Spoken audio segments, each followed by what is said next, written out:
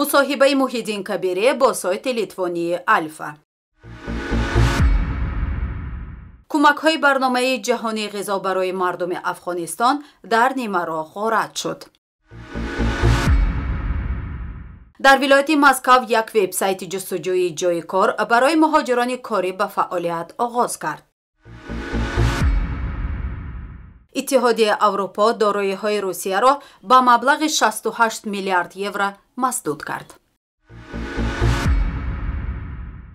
محیدین کبیری رهبر پیمان ملی تاجیکستان میگوید پیروزی اوکراین در جنگ با روسیه راه برای سرنگونی دیکتاتورها در کشورهای سابق شوروی را باز میکند. او مطمئن است که شکست رژیم پوتین به شکست تصورات غلط درباره محکوم بودن کشورهای کوچک بر شکست در مقابل ابرقدرت‌ها هم آورده میرساند.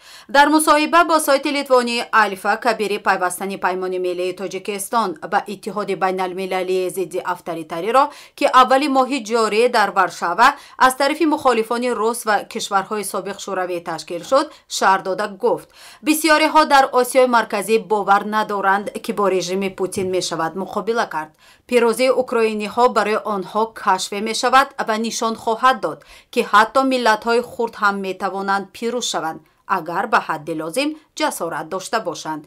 در این مصاحبه رهبر مخالفان تاجیک سبب پیوستن پیمان ملی تاجیکستان به گروه مخالفان تحت رهبری ایلیا پاناماریوف را هم توضیح داد. کبیری نقشه های من بعده اتحاد بین المللی ضد افطاری‌تری را توضیح داد. ضمن مصاحبه محیدین کبیری درباره کمک تاجیکستان به روسیه در دور زدن تحریم ها نیز اظهار نظر کرد. همچنین رهبر پیمان ملی تاجیکستان درباره شرکت تاجیکان در جنگ علیه اوکراین و استحصال پهپادهای ایران در تاجیکستان و استفاده آن در جنگ روسیه علیه اوکراین نیز ابراز اندیشه نمود.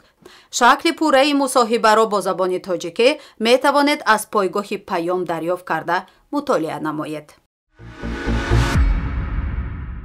راهزنها در شهرهای قندهار اروزگان افغانستان کمک‌های سازمان جهانی غذا را که باید به مردم نادار افغانستان تقدیم می‌شد غارت کردند. طبق اطلاع خبرگزاری پارس تودی، رئیس اطلاعات و فرهنگ طالبان در اروزگان با تایید این موضوع گفته است که کارمندان برنامه جهانی غذا برای ارسال این محموله‌های غذایی با مسئولان امنیتی هماهنگی نکرده بودند. با گفته وی این حادثه زمانی رخ داده است که ده‌ها ماشین‌های بارکش مواد غذایی برنامه جهانی غذا در جای نامناسب کنار جاده متوقف بودند. مسئولان امنیتی تاکنون 40 نفر را در این زمینه بازداشت کرده‌اند و تحقیقات در این باره ادامه دارد. این در حالی است که مسئولین برنامه جهانی غذا در اروزگان از این موضوع ابراز به اطلاعی کرده است. گفتنی است به اطلاع سازمان ملل متحد در حال حاضر تقریباً 20 میلیون اهالی افغانستان زیر خط فقر و گرسنگی زندگی دارند. مرکز بسیار جانبه مهاجرت مسکو یک وبسایت را برای کارفرمایان و شهروندان خارجی که می‌خواهند در مسکو و ولایت مسکو کار پیدا کنند راه اندازی کرد. در این باره ماریا باگریوا وزیر حکومت مسکو سردار ریاست سیاست اقتصادی و رشد شهر به رسانه‌ها خبر داده است.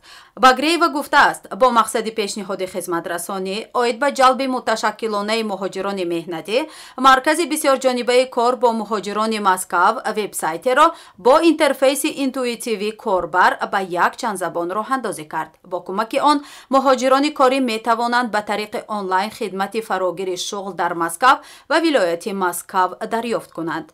همچنین کارفرمایان می توانند از میان شهروندان خارجی موافق طلبات مقرر کرده خود کارمندان صاحب اختصاص پیدا کنند. در چهارچوب این کارها مرکز مهاجرت علاقه در ازبکستان و تاجیکستان نمایندگی های خود را باز کرده، همچنین یک زمینه موبیلی را نیز ساخته است که توسط آن مهاجران می توانند در وقتی برایشان موافق نوبت گیرند در جای زیستشان خود را به قید مانند و حق خدمت رسانی را پرداخت کنند.